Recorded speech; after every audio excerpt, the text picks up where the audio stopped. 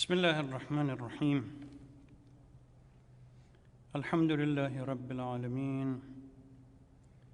الحمد لله الذي هدانا لهذا وما كنا لنهتدي لولا أن هدانا الله.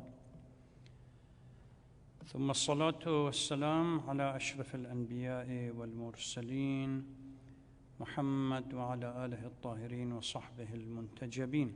اللهم صل على محمد وآل محمد. Praise be to Allah, the Lord of here and hereafter. We praise Him for the guidance that we receive from Him. Without it, we would all go astray. We greet and salute the Holy Prophet of Islam and his pure progenies. Sisters and brothers, Assalamu alaikum wa rahmatullahi wa barakatuh. عباد الله أوصيكم وإياي بتقوى الله. سئل الإمام أمير المؤمنين عليه الصلاة والسلام أيهما أفضل العدل أو الجود؟ فقال عليه السلام العدل أفضل، لأن العدل يضع الأمور مواضعها والعدل سائس عام. Amir al-Mu'mineen salawatullah salamu alayhi was asked to establish the superiority of two unique human traits, or call it value system: justice or generosity. He responded that to him justice is superior for two reasons. One, justice puts everything in the right perspective. And two, justice has much wider scope than generosity. A brief reminder, unfortunately, during the past couple of weeks, we have been witnessing the unfolding of riot violence as a consequence of the killing and the murder of an African-American brother, Mr. George Floyd, by a white racist police officer. And that by itself has brought to the surface a number of issues that people want clarification. Issues that some people thought it was dealt with in the past, only to find out that they have come to the surface, and they indicate that they are ingrained within the culture, within the Western understanding of themselves. We also had a few days ago the anniversary, 8th of Shahr Shawwal, the anniversary of the destruction of Qubur, the grave sites within Baqi'. We start today with the English focusing on the concept of social justice within Islam. Ever since humans began living in a social structure, community advisors, thinkers, wise individuals, philosophers have struggled to find a formula that balances the society and creates a happy life for everyone. For these people, social structure or society was nothing more than a relationship of mutual cooperation and exchange of respect. And the methodology that is used, or the strategy that was used to establish some kind of, to ensure that everything is put in the right perspective, was called justice. Greek philosophers struggled and searched for this elusive strategy. If those of you familiar with Greek philosophy and Greek mythology, eudaimonia was something that most of the Greeks talk about it. Persian philosophers and thinkers, Sanskrit and Indians, Chinese, and many others. they all attempted to outline some kind of principle in which a just society must rest on it. A parallel discourse and a parallel concern exist in what we call the world great scriptures, or in another phrase, the monotheistic faith. They shared the concern of the philosophers and the thinkers, and underlined the significance of the concept of justice. But they turned it around. The narrative that they used was slightly different. They made it an obligation for humans to establish justice on earth, and as a concept, it's something that on the day of judgment, we will, as humans, will be questioned why we failed in our task in establishment of justice. So the significance of that was undeniable, but the approach was slightly different. In contemporary language, every time we talk about justice, normally it is understood as economic, or interpreted as economic justice. But in broader sense, justice signifies much more wider scope than purely economic justice. In Islam, Islam looks at the concept of justice in a holistic manner. For Islam, justice means to foster and encourage the highest possible development of all human faculty, not just economic, not just social, not just political. It has to include moral, spiritual, and everything else. Faculties in all of its members without exception, without exclusion of a particular creed or color or anything else. The right ordering of a society as a whole and all forms of justice, according to Islam, is brought under its moral code of life or moral approach. This notion, because right from the beginning, Islam, in this defining social structure, believes in connectiveness between individual members.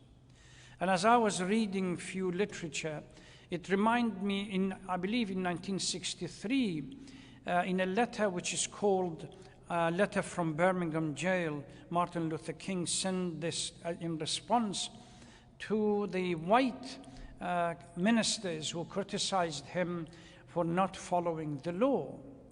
I don't want to talk about that letter, but I just want to pick something, anecdote within that letter. He says, whatever affects one indirectly affects all of whatever affects one directly affects all indirectly. We are all affected by injustice because we are all interconnected. This concept of كلكم راع وكلكم مسؤول عن رعيته, we are responsible for each other, is central and pivotal in Islam. So if we go back to the question that Amir al-Mu'mineen was asked, Amir al-Mu'mineen responds that in his opinion, justice is superior for two reasons. Number one, justice is wide in its propensity and scope. It doesn't exclude anyone.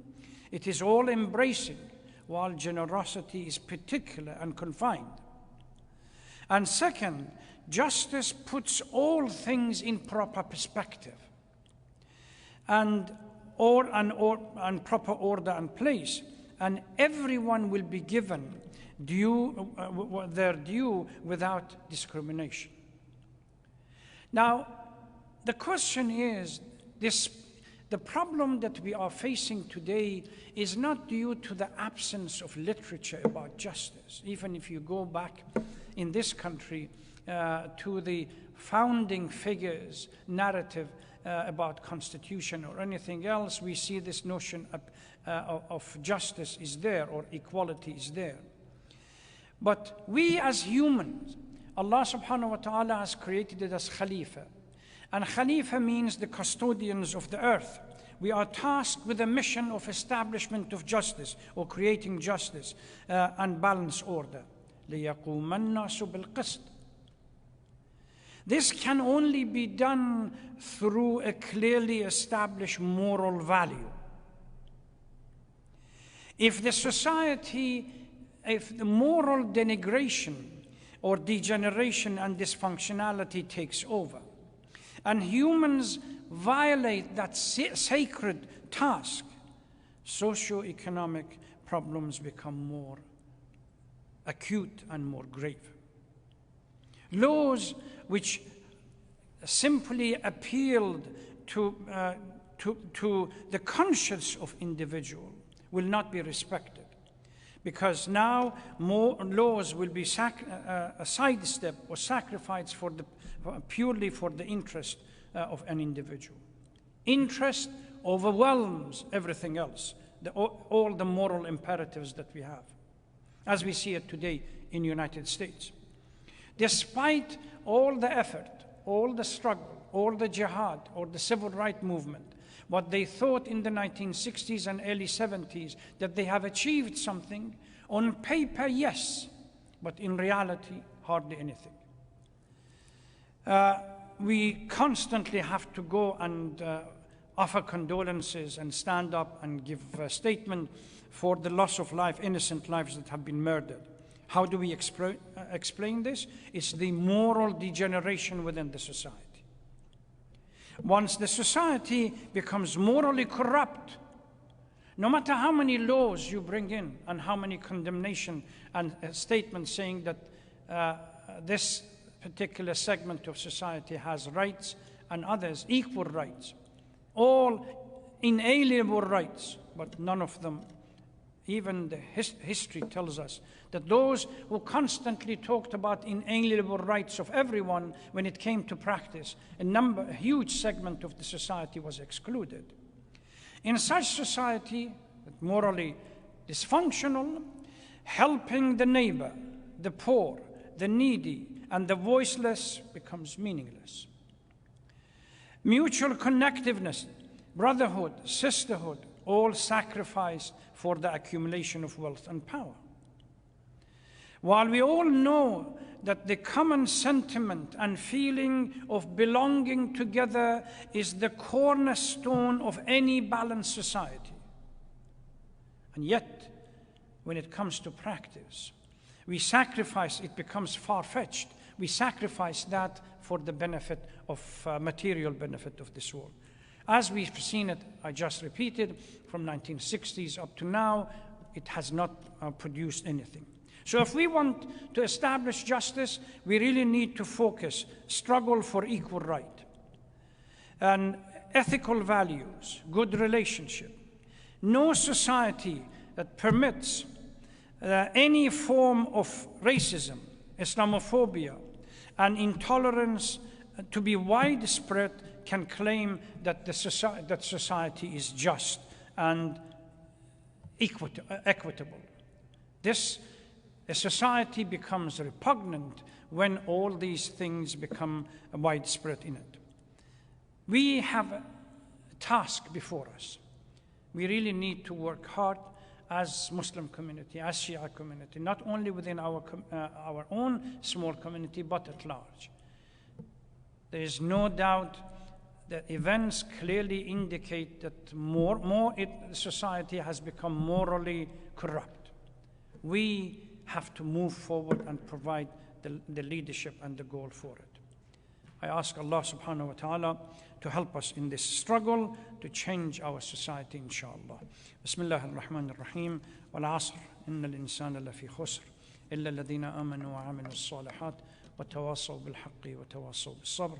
Wassalamu alaikum wa rahmatullahi wa barakatuh.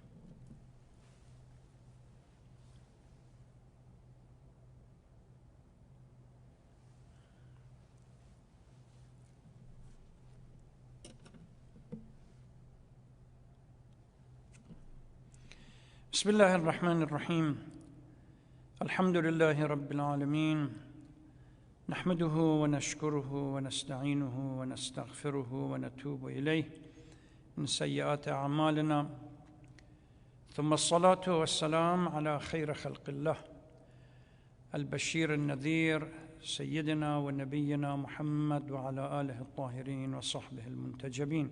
اللهم صل على محمد وآل محمد. أخواتي وإخواني الأعزاء، السلام عليكم ورحمة الله وبركاته.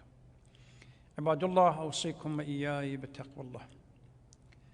يقول الله تبارك وتعالى في القرآن الكريم: أعوذ بالله من الشيطان اللعين الرجيم، بسم الله الرحمن الرحيم: ومن يعظم شعائر الله فإنها من تقوى القلوب. 8 من شهر شوال يصادف ذكرى مريرة على قلوب أحبة أهل البيت عليهم السلام، ألا وهو ذكرى هدم قبور أئمة البقيع على أيدي الطغاة الذين لم يراعوا حرمة رسول الله صلى الله عليه وآله وسلم. وبهذه المناسبة لنقف قليلا في رحاب البقيع.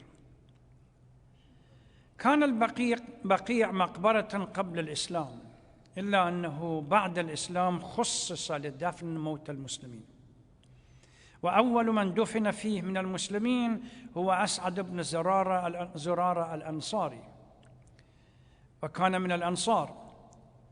ثم دفن بعده الصحابي الجليل عثمان بن مضعون، وهو أول من دفن فيه من المسلمين المهاجرين، وقد شارك رسول الله صلى الله عليه وآله وسلم بنفسه في دفنه. ثم دفن إلى جانبه إبراهيم بن الرسول صلى الله عليه وآله وسلم، ولذلك رغب المسلمين في دفن موتاهم في البقيع. ابتدأ الدفن في جنة البقيع منذ زمان رسول الله النبي الأعظم، وأحيانا كان الرسول صلى الله عليه وآله وسلم بنفسه يعلم على قبر المدفون بعلامة، ثم بنيت قباب وأضرحة على جملة من القبور من قبل المؤمنين وبأمر من العلماء، كما كان البناء على قبور الأولياء معتادا منذ ذلك الزمان. فكانت عشرات منها في المدينة المنورة ومكة المكرمة وحولهم.